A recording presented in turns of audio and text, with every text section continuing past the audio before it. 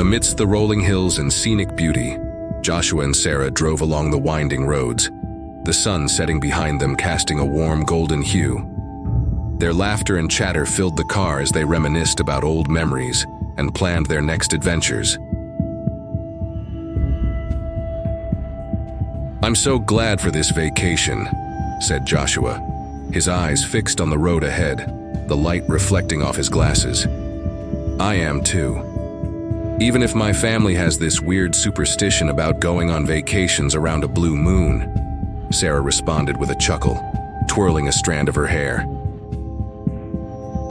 As they approached a quaint little town nestled in the valley, Joshua slowed down the car, allowing them to take in the charming sights of colorful houses and blooming gardens. The aroma of freshly baked bread wafted through the air, tempting their taste buds and adding to the idyllic atmosphere. "I love how peaceful it is here," Sarah remarked, gazing out the window at the serene surroundings. "It's like stepping into a storybook." Joshua nodded in agreement, a smile playing on his lips. "It's the perfect escape from the hustle and bustle of city life. I feel like we've discovered a hidden gem." As they continued their leisurely drive through the town, they stumbled upon a quaint cafe with a cozy outdoor seating area. Without hesitation, Joshua parked the car, and they decided to enjoy a cup of coffee amidst the tranquil setting, savoring the moment of simple joy and companionship. After taking a break, they proceeded on their journey with caution. The headlights illuminated the darkness, providing a ray of hope. The sky was painted with beautiful shades of orange and pink as the sun set below the horizon, casting a warm glow over the landscape. Despite the minor setback, they remained committed to reaching their destination before nightfall, determined to create lasting memories on this adventure. Suddenly, there was a loud thud beneath the car, causing the vehicle to jolt and jerk. The noise echoed ominously, making both Joshua and Sarah freeze in their seats. Their eyes widened in alarm as they exchanged worried glances. "What was that?" Sarah asked, her voice barely above a whisper, her heart pounding in her chest. "I don't know," Joshua replied, his voice filled with tension, his hands gripping the steering wheel tightly. For what felt like an eternity, they sat in stunned silence, the weight of the unknown pressing down on them. The car's engine idled softly, the only sound breaking the eerie stillness. Shaking off their fear, Joshua finally broke the silence. "I need to check it out," as Joshua was already unbuckling his belt and getting out of the car. "I think it was a dog," he replied. Sarah paused for only a moment, then rushed out of the car as well. It was a dog, a brown and black shaggy dog, German Shepherd sized but with floppy ears, a slightly curled tail, and a lot of blood. The dog looked up and wagged its tail.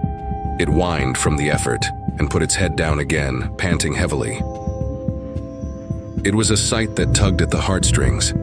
The injured dog's eyes conveyed both pain and a glimmer of hope as it gazed up with a mix of trust and vulnerability. Despite its condition, there was a sense of resilience in the way it wagged its tail, a silent plea for help. Approaching slowly, you could see the intricate patterns of brown and black fur, once majestic, but now matted with blood. The floppy ears that would usually perk up in curiosity now drooped with weariness, the slightly curled tail a stark contrast to the usual enthusiasm it would display. As you knelt down beside the dog, a wave of compassion washed over you. The dog's whimpers were a reminder of its suffering, yet its tail continued to thump against the ground in a feeble attempt at a greeting. With each pant, the dog's chest heaved, a testament to its struggle for breath. In that moment, a decision had to be made, to turn away and continue on your way, or to offer a helping hand to this creature in need. And as you looked into those soulful eyes, the choice became clear. You reached out, ready to provide comfort and aid to this brave, wounded companion. Shit.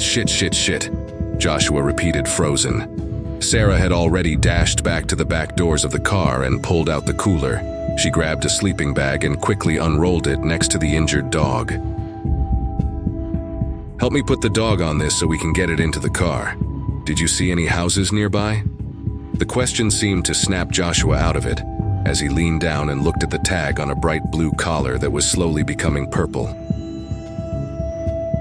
"Name's Rusty. I didn't see any, but there was a vet in the last town we passed," he said as they started moving the dog. "Half an hour ago. Do you think we'll make it?"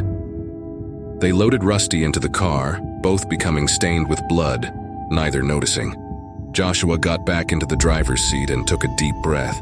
"We're going to try." As they sped towards the next town, the wind whipped through the open windows, carrying with it a sense of urgency. Rusty lay in the back seat, his breathing shallow but steady. The road seemed to stretch on endlessly, each passing mile feeling like an eternity. Joshua stole a glance at Rusty in the rearview mirror, his heart clenching at the sight of the loyal companion fighting for his life. The dog's eyes met his, filled with trust and a glimmer of hope.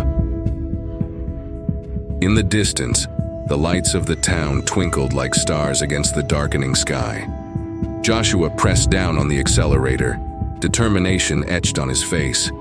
He refused to let Rusty down. They had come too far to give up now. 12 minutes later, as they finally reached the outskirts of the town, Joshua's grip on the steering wheel tightened. He could see the lights of the vet clinic up ahead, a beacon of hope in the night. With a final burst of energy, he pulled into the parking lot and slammed on the brakes. Together, they carried Rusty into the clinic, the sound of barking dogs and murmured voices surrounding them.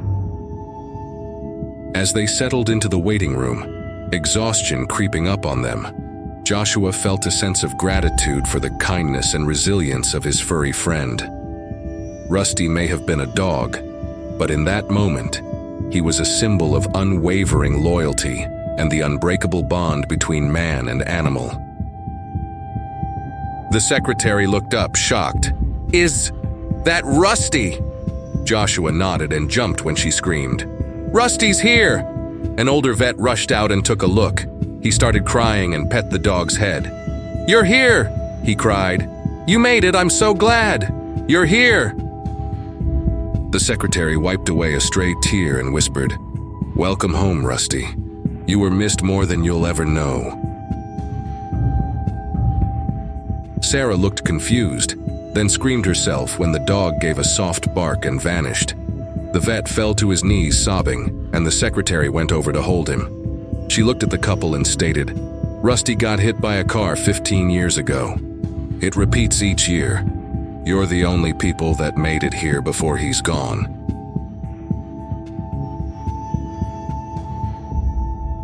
Immerse yourself in a world where the shadows whisper and the unknown beckons.